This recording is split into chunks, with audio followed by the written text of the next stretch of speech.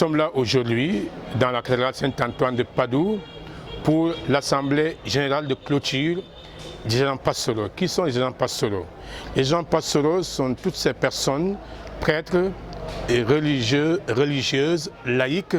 qui sont engagées dans les responsabilités diverses dans l'ensemble du diocèse, des paroisses et des structures et qui conduisent la pastorale de l'évêque. Chaque année, au début de l'année, l'évêque du diocèse de Ziguinchor convoque cette assemblée en venant avec les représentants de différentes structures, des paroisses et toutes les responsabilités pastorales pour que nous puissions lancer l'année avec une vision pastorale claire. Et à la fin de l'année pastorale, en ce mois de juin précisément, il reconvoque cette même assemblée pour que nous en fassions le bilan et que nous ouvrions les perspectives pour l'année pastorale à venir. Et cette démarche est une démarche synodale. Cela signifie que nous portons tous ensemble l'Église dans nos responsabilités pour participer à la mission dans la communion avec l'évêque du diocèse qui lui donne ses orientations pastorales. Aujourd'hui, arrivé à ce stade où nous avons pu travailler pendant des années sur le synode et où nous avons pu faire de longues recherches pour découvrir nos cultures et chercher à enraciner l'évangile là-dedans,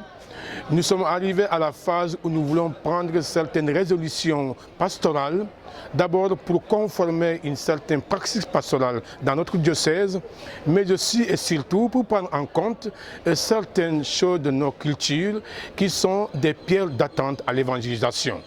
Donc ce travail est important et aujourd'hui, après la présentation du travail des doyennés, la présentation du travail de certaines commissions diocésaines, nous allons pouvoir arriver à certaines décisions que l'évêque va prendre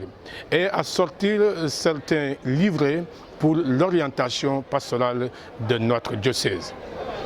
Tout à l'heure, nous avons eu la messe, comme chaque assemblée, nous commençons par une messe qui est présidée par l'évêque. J'ai particulièrement apprécié que l'évêque parte des textes pour donner une belle exhortation aux gens de la pastorale que nous sommes, aux chrétiens de manière générale, en nous disant tout simplement que le fait de pouvoir nous exhorter les uns les autres,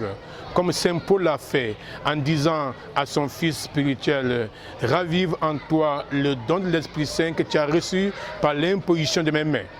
L'évêque dit que chacun doit faire cette exhortation la sienne,